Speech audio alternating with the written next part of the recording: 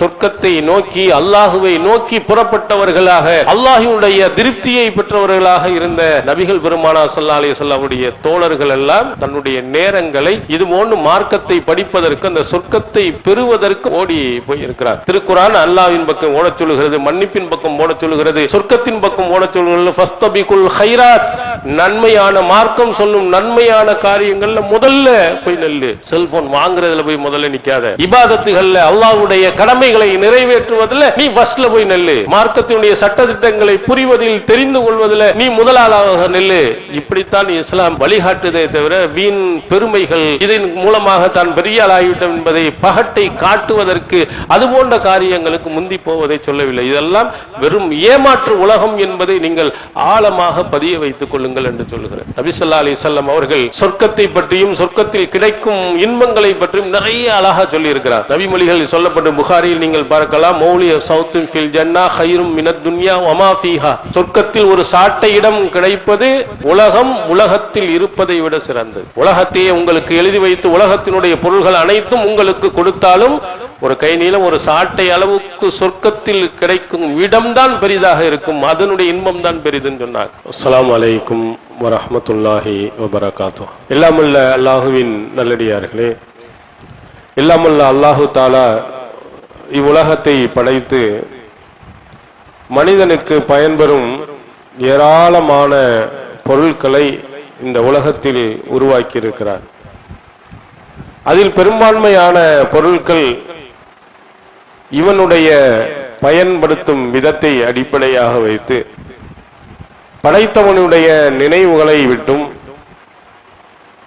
இறைவனுடைய இபாதத்துகளை விட்டும் அவனை திசை திருப்பக்கூடிய வகைகளில் அமைந்திருப்பதையும் அதுபோன்ற பொருட்களின் மீது அதிகம் ஆர்வம் காட்டுவதையும் அதை தேடுவதில் அதிகம் முயற்சி செய்வதையும் நாம் மனிதரிடத்தில் நாம் பார்க்கிறோம். திருக்குர்ஆன் நமக்கு அழகுற சொல்லுகிறது, ஸுய்யின லின்னாஸி ஹுப்புஷ் ஷஹவாத்தி மினன் நிசாஇ வல் பனீன் வல் கனாத்தீரில் முகந்தரத்தி மினர் ரஹபி வல் ஃபில்லா வல் கைலில் முஸவ்வமத்தி வல் அன்ஆமி வல் ஹர்ஸ்.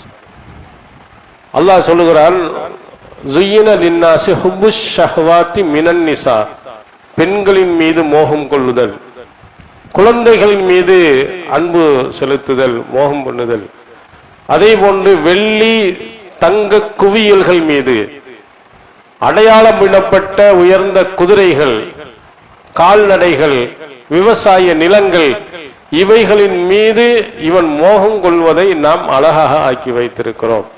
தாலிக மத்தாவுல் ஹயாத்து துன்யா, இது உலகத்தினுடைய இன்ப பொருட்கள். அல்லாஹு இந்தஹு ஹுஸ்னு மாப், அல்லாஹ்விடத்தில் தான் சிறந்த தங்குமிடம் இருக்கிறது. இதெல்லாம் பெரிதல்ல, இறைவனிடத்தில் இருப்பதுதான் மிக சிறந்தது என்று அல்லாஹ் தஆலா மனிதனுக்கு சொல்லுகிறார். மனிதன் எதை தேடி தேடி ஓடுகிறானோ, எதிலே அதிகம் ஆர்வம் காட்டுகிறானோ அவைகளெல்லாம் இந்த உலகத்தினுடைய இன்ப பொருட்கள். இன்னொரு இடத்தில் அல்லாஹ் சொல்லும் பொழுது இந்த உலகத்தை பற்றி சொல்லும், மதாவுல் குரூர், ஏமாற்றும் இன்ப பொருட்கள். இது நல்லது மாதிரி உன்னை காட்டி உன்னை கவிழ்த்து விடும், உன்னை அழகாக ஈர்க்கும், ஆனால் நல்ல விஷயங்களை விட்டும் அது தடுத்து விடும். இது ஏமாற்று உலகம், ஏமாற்று உலகத்தில் இருக்கும் இன்பங்கள் என்று திருமறை குர்ஆன் சொல்லுகிறது. பெண்களாக இருக்கட்டும், பிள்ளைகளாக இருக்கட்டும், தங்கங்களாக இருக்கட்டும், வெள்ளிகளாக இருக்கட்டும், கால்நடைகளாக இருக்கட்டும், விவசாய நிலங்களாக இருக்கட்டும், குதிரைகளாக இருக்கட்டும், இதையெல்லாம் மனிதன் நேசிக்கிறானோ இவை அனைத்தும் உலகத்தினுடைய இன்பங்கள். இதை ஒரு அளவோடு அவன் பயன்படுத்தும் போது பிரச்சனை இல்லை. அளவு கடந்து அவன் அதை நேசிக்கும் பொழுது, அதை தேடுகின்ற பொழுது மறுமை வாழ்க்கையை விட்டும் அவனை திசை திருப்பிவிடும். துஹிப்பூனல் ஆஜிலா வ ததரூனல் ஆகிரா, இந்த அவசரமான இந்த உலகத்தின் மீது அவன் நேசம் கொள்கிறான், ஆகிரத்தை விட்டு விடுகிறான். துஹிப்பூனல் மால ஹுப்பன் ஜம்ஆ, இந்த உலகத்தினுடைய பொருள்கள் மீது அளவு கடந்து நேசிக்கிறார். மனிதனுடைய நேசம் ஒரு அளவையும் மீறி பொருளாதாரத்தின் மீது அவனுடைய ஆசை போய்கொண்டே இருக்கிறது. அதனால் நபிகளார் சொன்னார்கள், சாதாரண மனிதனுடைய நிலை என்னண்டா, யக்புரு இப்னு ஆதம் யக்புரு மாஹு இஸ்னான் ஹுப்புல் மால் வ தூலுல் உமர். மனிதன் வளர்கின்ற பொழுதே அவனுடன் இரண்டு விஷயங்கள் சேர்ந்து வளர்ந்து கொண்டே போகிறது. ஒன்னு பொருளின் மீது உள்ள நேசம், ஆசை. இன்னொன்னு வாழ்நாளின் மீது உள்ள ஆசை. ரொம்ப காலம் வாழ வேண்டும் என்பதில் எந்த மனிதனும் அதை விடுவதில்லை. 90 வயது இருக்கட்டும், 100 வயதாக இருந்தாலும் அவனுக்கு உடம்பு முடியலைன்னா டாக்டர்கிட்ட போகத்தான் செய்யறான். நம்ம தான் வாழ்ந்துட்டோமே, எதுக்கு போய் டாக்டர்கிட்ட போகணும் அப்படின்னு இருப்பதில்லை. நாமும் 80 வயசாச்சு 90 வயசாச்சு கட்ட இங்கே சாகட்டும் அப்படின்னு விடுவதும் இல்லை. இன்னும் கொஞ்ச நாள் இருக்க வேண்டும் என்று நாமும் ஆசைப்படுகிறோம், அவரும் ஆசைப்படுகிறார். அதே மாதிரி செல்வத்தின் மீது உள்ள ஆசை யாரையும் விடுவதே இல்லை. நீங்கள் வெளிநாடுகளுக்கு சென்று திரும்பி வரக்கூடியவர்களை நீங்கள் பாருங்கள். அவர்கள் ஏன் போனவர்கள் திரும்ப வருவதில்லை, வந்துட்டு லீவ்ல மட்டும் வந்துட்டு போறாங்க. அவர்கள் வாழ்ந்த காலங்கள், திருமணம் முடித்ததற்கு பிறகு வாழ்ந்த காலங்கள்ல அதிகமாக வெளிநாட்டு வாழ்க்கைத்தான் இருக்குமே தவிர உள்நாடு தன்னுடைய பிள்ளைகள் தன்னுடைய மனைவியுடன் இருந்த காலங்கள் வருடத்தில் 1 மாதம் அல்லது 2 மாதங்கள் தான் இருக்கு. போனவர் எதற்கு போனார் என்ற வரலாறை நீங்கள் படித்து பாருங்கள்.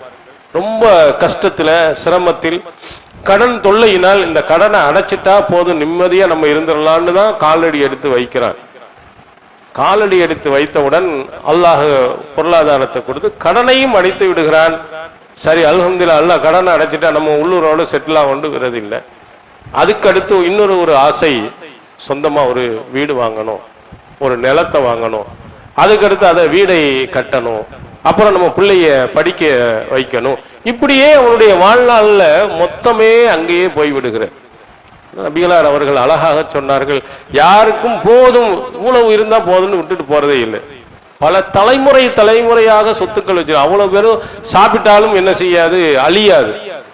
அப்படி வைத்திருக்கக்கூடிய செல்வந்தன் கூட நமக்கு சரி, அல்ல நமக்கு தான் எவ்வளவோ அல்லாஹ் கொடுத்துட்டான், இறைவன் எவ்வளவோ நமக்கு கொடுத்துட்டான், இந்த செல்வங்கள் போதுமானதா இருக்கும், இனிமே ஒன்றும் செய்ய வேண்டான்னு இருக்கிறது இல்லை. அதை இன்னும் 10 மடங்காக பெருக்குவதற்கு என்ன வழி? இப்படித்தான் மனிதன் போய் கொண்டு இருக்கிறான். அதான் ரொம்ப அளவு கடந்து செல்வத்தை அவன் நேசிக்கிறான் மனிதன். இதுதான் அவனை எங்கே கொண்டு போயிருந்தா ஆகிரத்தை மறக்கடிக்க செய்து விடுகிறது, அவசியம் இல்லாததின் பக்கம் கொண்டு போய் சேர்த்து விடுகிறது. இந்த உலகத்தில் எதிலெல்லாம் ஆர்வம் காட்டுகிறான் என்று பாருங்கள். வெறும் வீண் பெருமைக்காக வேண்டியும் மறுமைக்காக வேண்டி எவனும் போய் எதற்காக முயற்சி செய்வதில்லை. இப்ப சமீபத்தில் ஆப்பிள் போனும் 16 சீரியஸ் வெளியிட்டான். ஏதோ ஒரு புதுமையை, என்னத்தை அதுல இருக்கோ என்னன்னு தெரியல, அதுல ஏதோ நிறைய புதுமையானதை சேர்த்திருக்கான், வாங்கணும். சரி, ஏதோ ஒரு போனை வாங்குறான்னு சொன்னா காலையில 10 மணிக்கு கடை திறக்கிறான்னா 6 மணி 5 மணிக்கே போய் கியூல போய் நிக்கிறான்.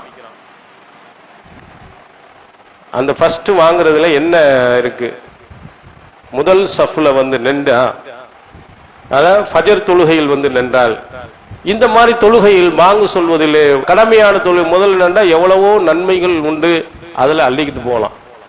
ஜும்மாவுக்கு முதல் தடவை வந்து வேண்டாம், ஒட்டகத்தினுடைய குர்பானி கொடுத்ததனுடைய நன்மை கிடைக்கும்னா நபிகளார் ஆரம்பத்தில் வேகமா வர்றதுக்கு எவ்வளவோ ஆர்வம் மூட்டி இருக்கிறாங்க. அதுல எல்லாம் முன்னாடி கொண்டு வருது. அதுல போய் படுத்து கிடக்குறான், சும்மா ஓசியில கொடுக்கறான், முதல்ல வந்து ஏண்டா அப்படின்னு சொன்னாலும் பரவாயில்லை, அல்லது ஒரு பாதி விலைக்கு கொடுக்கறான்னாலும் பரவாயில்லை. அதுவும் லட்சம் கொடுத்தாதான் அந்த பொருளை கொடுக்கறான். போய் அதுல போய் கியூல போய் மனிதன் நிக்கிறான்.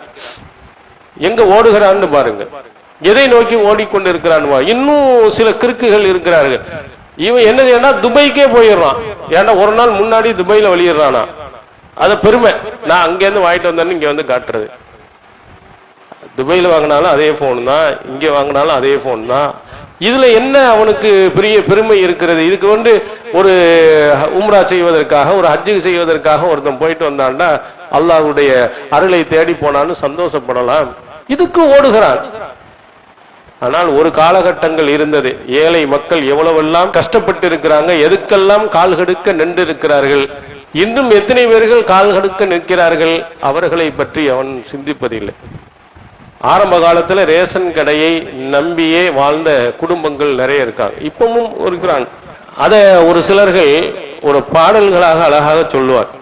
ரேஷன் கடையிலே நான் எத்தனை நேரம் நிற்பேன், காலு வலிக்குது அடி, எவ்வளவு நேரம் நிற்பது, கஷ்டத்தை பார்த்து போட்டா கஞ்சி குடிக்கணுமே, கொஞ்சம் பொறுத்துக்குருங்க, நான் வந்து நிக்கிறேன். ரேஷன் கடையில கியூல போய் நிக்கணும், அந்த அரிசியை வாங்குறதுக்காக வேண்டி. அந்த அரிசியும் எவ்வளவு மோசமானது, அதுல சொன்ன பாடல்ல சொல்லுவான், ஊத்த புழுங்கரிசி நாத்தம் மூக்க தொலைக்குதடி, அது உள்ளே இருக்குது என்று நமக்கு சொல்லாம சொல்லுதடி. உள்ள பார்த்தா உள்ள போறதுக்கு முன்னாடியே நாத்தம் எடுக்க அந்த புழுங்கரிசி, அதைத்தான் 10 கிலோ போறான். அந்த ஊத்த புழுங்கரிசி நாத்தம் மூக்க தொலைக்குதடி, அது உள்ளே இருக்கிறது என்று சொல்லாமல் சொல்லுதடி. மாசம் 10 கிலோ அரிசி என்று ரேஷன் கடையில போட்டாங்க, வீட்டில் வந்து அளந்து பார்த்தா 8 கிலோ தான் இருக்குதடி. மீத 2 கிலோ எங்க உள்ள வழியில பையேதும் திண்டு விட்டுச்சான். அளவை குறைச்சிட்டான், அவன் எடையை குறைச்சி விட்டான். நம்ம கவனமா இல்லைண்டா நம்ம ரேஷன் கார்டையே அமைக்கிடுவான் அப்படின்ட்டு ஒரு ஏழை தம்பதிகள் படித்ததாக சொல்லுவாங்க. அவங்கெல்லாம் எவ்வளவு கஷ்டப்பட்டு இருக்கிறாங்கன்னு ஒரு காலத்தில். நாங்கள் சின்ன வயதில் இருப்பதெல்லாம் ரேஷன் கடையில் அரிசிகள் வாங்கி அவ்வளவு கஷ்டப்பட்டு கடுக்க நெண்டு ஒரு சாப்பாட்டுக்காக நெண்டு இருக்கிறான். இது நியாயம் என்று சொல்லலாம். ஒரு வீண் பெருமைக்காக வேண்டி அங்கே போகிறார். இதை விடவும் மோசமாக இன்று ஒரு செய்தி வருகிறது. கால்பந்து ஆட்ட வீரர் மெஸ்ஸி அப்படின்னு ஒரு இருக்காராம். அவர் டிஷ்யூ பேப்பர்ல கண்ணை தொலைச்சாராம். டிஷ்யூ பேப்பர் 1 பைசாவோ 5 பைசா கூட அது பெருமதி இருக்காது. அதை ஏலத்தில் விட்டுருக்கான். 8,45,00,000 ஒரு கிறுக்க வாங்கியிருக்கான். அதை வச்சு என்ன பெருமை இருக்குன்னு பாருங்க. எவ்வளவு ஏழைகள் கஷ்டப்படுகிறான், சிரமப்படுகிறான். அவனுடைய கண்ணீரை துடைப்பதற்கு ஒரு 10 பைசா கொடுக்கிறானா? இல்ல. இதுலதான் ஓடுகிறான். இந்த பெருமை உலகத்தின் பக்கம்தான் ஓடிக்கொண்டு இருக்கிறான். அதான் அல்லாஹ் தஆலா சொல்கிறான், ஒரு சிலர்களை நரகத்தில் போடும்போது, மா சலக்கக்கும் ஃபீ சக்கர் காலு லம் நக்கும் மினல் முஸல்லீன் வலம் நுதிஉ மிஸ்கீன் வகுன்னா நஹூலு மஅல் ஹாயிலீன். உங்களை சக்கர் என்ன நரகத்துல கொண்டு வந்து போட்டதுக்கு என்ன காரணம்னா, நாங்க தொழுகையாளியாக இருந்ததில்லை, நாங்கள் ஏழைகளுக்கு உணவளித்ததும் இல்லை. இதுக்கும் 1 லட்ச ரூபா 2 லட்ச ரூபா ஒரு போனை கொடுத்து வாங்குவான். 8 கோடி ரூபாய்க்கு ஏலம் எடுப்பான். எவனோ பயன்படுத்தினா மூதை அப்படின்னு சொல்லிட்டு வாங்குவான். ஆனா ஏழைகளுக்கு உணவளிக்கிறது இல்லை. இந்த மாதிரி வெட்டி பேசி கொண்டிருக்கிறான்னு அவங்களோட தான் நாங்க இருந்தோம் அப்படின்னு சொல்லி அவர்கள் அல்லாஹ் நரகத்துல தூக்கி போடுகிறார். அப்போ கஷ்டப்படக்கூடியவன், சிரமப்படக்கூடியவர்களுக்கு உதவ வேண்டிய ஒருவன் எது மாதிரி விஷயங்களில் தன்னுடைய பொருளாதாரத்தை செலவழிக்கிறான், எந்த பொருளாதாரத்தை தேடுகிறான் என்று பாருங்க. அதுல போய் நிற்கக்கூடிய நேரங்கள்ல தொழுகைக்கு சரியான நேரத்தில் அவன் வந்து விடுவான் என்றால், ஃபஜர் தொழுகையை ஒருவன் தொழுதான் என்று சொன்னால் அல்லாஹ்வுடைய பொறுப்பில் இருக்கிறான் நபிகளார் அவர்கள் சொன்னார். இறைவனுடைய அருளை அவன் பெற்றுக்கொள்கிறான் என்று சொன்னாங்க. அதுக்கெல்லாம் கொஞ்சம் முன்கூட்டிய நேரத்தில் வந்து இருந்து இறைவனுடைய பேரருளை பெறாமல் இது போன்ற வீணான விஷயங்களின் பக்கம்தான் மக்கள் ஓடிக்கொண்டு இருக்கிறான். அதுக்கு தான் ஆசைப்பட்டு கொண்டே இருக்கிறார். ஆனால் அல்லாஹ் தஆலா நம்மை சொல்வது ஃபஃபிர்ரு இலல்லாஹ், நீ எங்க ஓடணும்னா அல்லாஹ்வை நோக்கி ஓடிவா, படைத்தவனின் சட்டத்தின் பக்கம் ஓடிவா, இறைவன் காட்டிய அந்த வாழ்க்கையின் பக்கம் ஓடிவா, இறைவனுடைய அறிவுரையின் பக்கம் ஓடிவா, இறைவனுடைய அருளின் பக்கம் ஓடிவா. அங்க ஓட வேண்டிய இடம் அல்லாஹ்வின் பக்கம். அங்க இருப்பதுதான் நிரந்தரமானது. இது போலியான, உன்னை ஏமாற்றக்கூடிய ஒன்று. நீ எத்தனை கோடிகள் நீ சம்பாதித்தாலும் உன்னை அடக்கம் பண்ணும் போது வெறும் வெள்ளை துணியில, அந்த கஃன் துணியில கொண்டு போய் வைக்க போறான். உன்னுடைய சொத்து சுகங்கள் எல்லாத்தையும் கொண்டு போய் உள்ளேயும் போட போறது இல்லை. அங்க உள்ள போய் நீ ரொம்ப சந்தோஷமாகவும் இருக்க போக வேண்டியதில்லை. நீ இந்த உலகத்திலேயே நல்லது செய்வாய் என்று சொன்னால் அந்த கபருடைய வாழ்க்கை நன்றாக இருந்திருக்கும். ஆனால் இந்த அற்பமான உலகத்திற்காக ஓடி ஓடி தேடுகிறான். நபிகளார் ஒரு அழகா சொன்னாங்க பாருங்க, இந்த உலகத்தினுடைய இன்பமும் ஆகிரத்தினுடைய இன்பமும் நீ எதை தேடி போயிட்டு இருக்கான்னு கேட்கும்போது, உங்களுடைய விரலை கடலின் உள்ளே நுழையுங்கள்.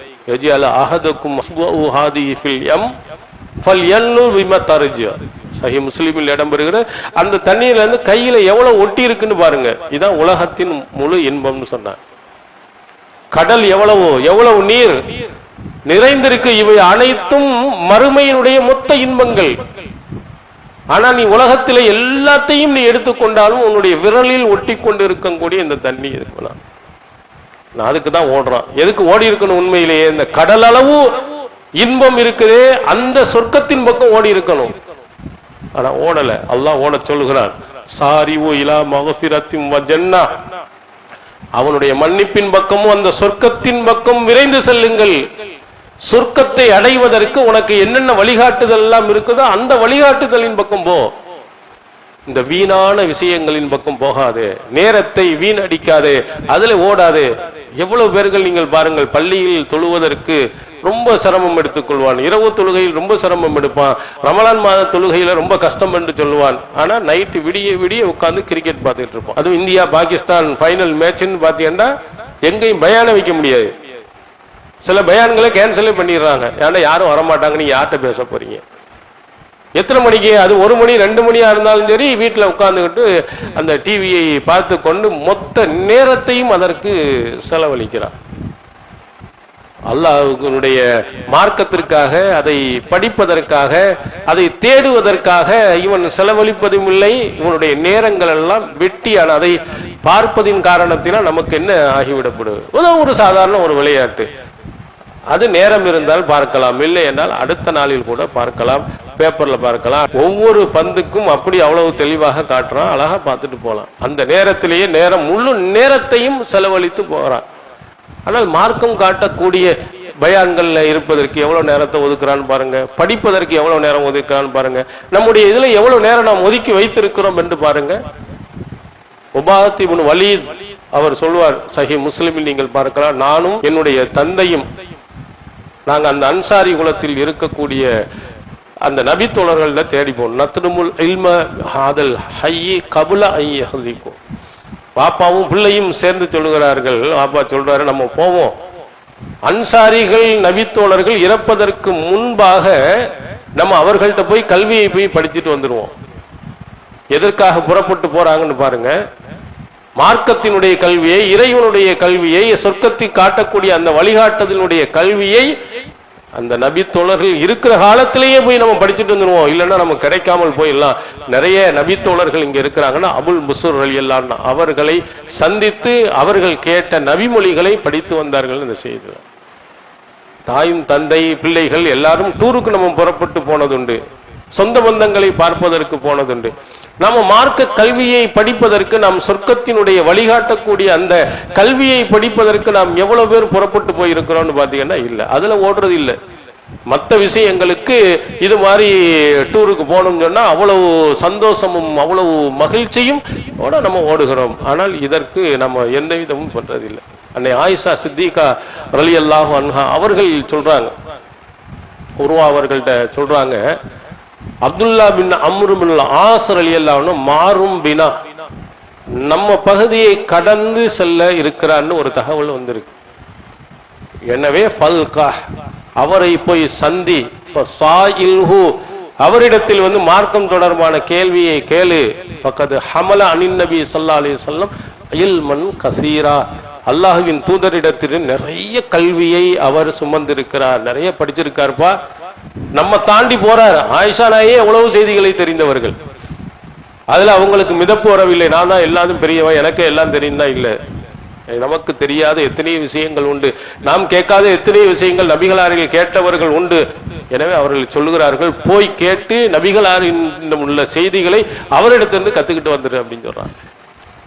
எங்கே ஓட சொல்லுகிறார்கள், எங்கே போக சொல்லுகிறாருன்னு பாருங்க. நாம் என்ன செய்கிறோம்?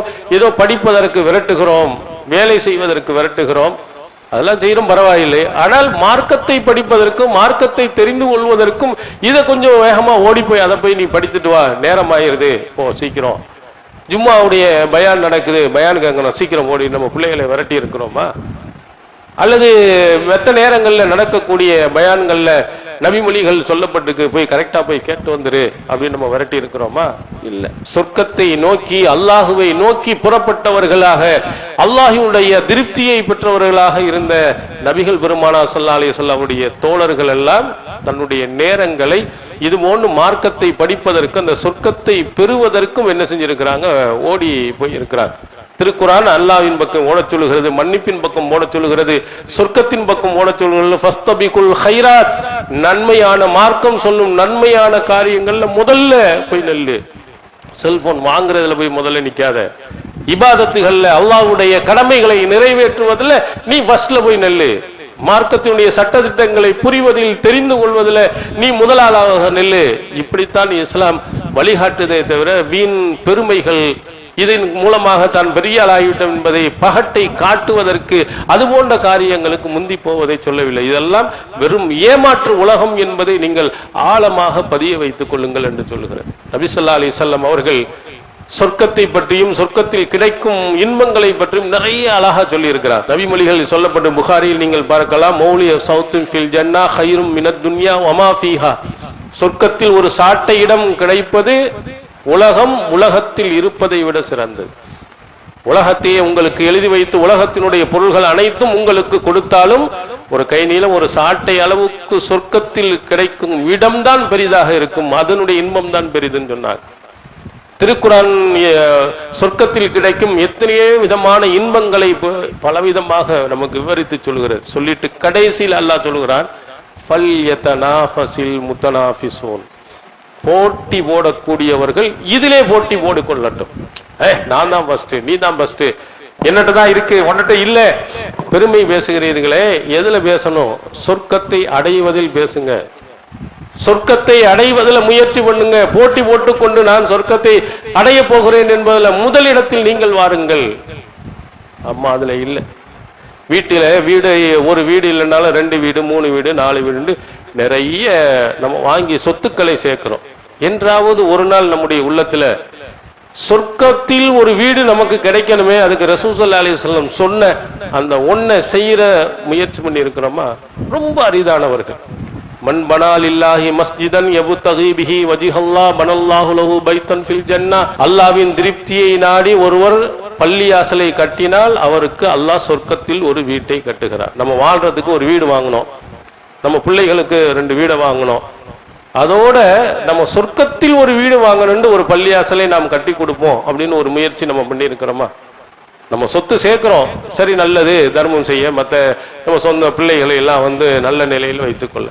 நம்ம சொர்க்கத்துல ஒரு வீட்டுக்கு போகணுமே, இந்த வீடோட ஒரு 4வதாக ஒரு பள்ளியாசல் வாங்கி கட்டி கொடுப்போம். அது எனக்கு என்னுடைய ஒரு எண்ணம். எந்த இடத்தில் பள்ளியாசல் இல்லாமல் இருக்கிறதோ, மக்கள் தேவை இருக்கிறாங்களோ அந்த இடங்கள்ல ஒரு பள்ளியாசலை நம்ம கட்டி கொடுக்கணும். ஒரு வீடு வாங்குற மாதிரி, ஒரு சொத்து வாங்குற மாதிரி, ஒரு நகையை நாம் வாங்குற மாதிரி நம்முடைய எண்ணத்துல பொருளாதாரம் உள்ளவர்கள் ஒரு பள்ளியாசலை முழுசா நம்ம கட்டி கொடுப்போம். அதன் மூலமாக நமக்கு அல்லாஹ் நன்மைகளை தரட்டும், மறுமையில் சொர்க்கத்தை தரட்டும்.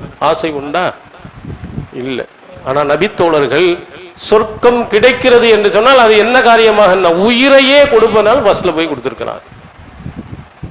சஹீஹ் முஸ்லிமில் இடம் வருகிறது, ஒருவர் சொல்லுகிறார், யா ரசூலுல்லாஹ் ஐன அன யா ரசூலுல்லாஹ் இன் குத்தில்து.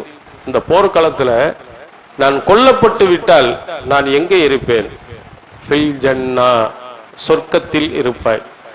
ஷஹீதுடைய அந்தஸ்து சொர்க்கம் தான், நீ போயிடலாம். கேட்ட உடனே கையில பேரித்தம்பளம் வச்சிருக்காரு, அந்த பேரித்தம்பளத்தை விட முழுசா சாப்பிடல. தன் கையில் இருந்த பேரித்தம்பளங்கள்லாம் தூக்கி எறிந்து விட்டு போர்க்களத்தில் போய் ஷஹீதாகிறார்.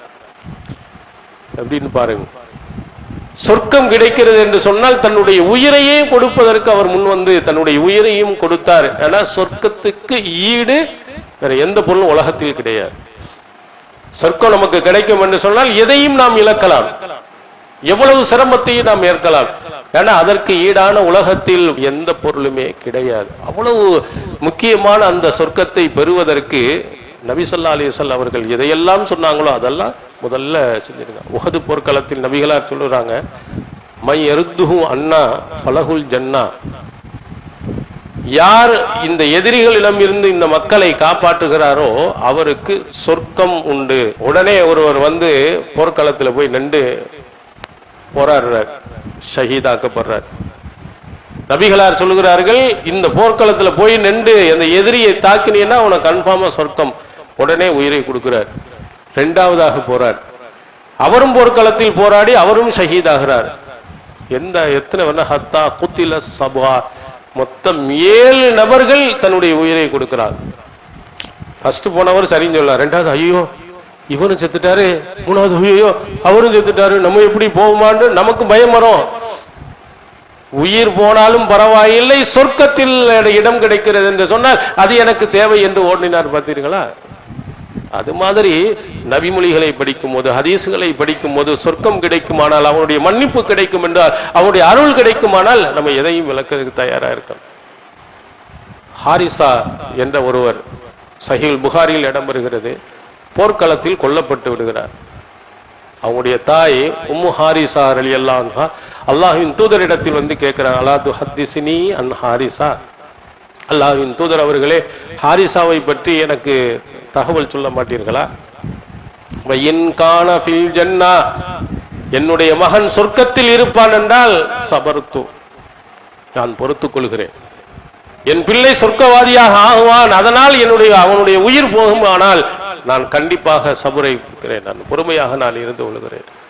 அது இல்லை என்றால் என்னால் தாங்கிக் கொள்ள முடியாது, நான் அழுது விடுவேன். அல்லாஹ்வின் தூதர் அவர்களே, ஒரு தாயின் வாசகத்தை பாருங்கள், சொர்க்கம் என் பிள்ளைக்கு கிடைக்குமானால் என்னுடைய பிள்ளை போனாலும் கூட பரவாயில்லை, ஏன்னா அவனுக்கு அதுதான் முதலிடம், அதுதான் முக்கியம் என்பதை உணர்ந்தார்கள். பார்த்தீர்களா?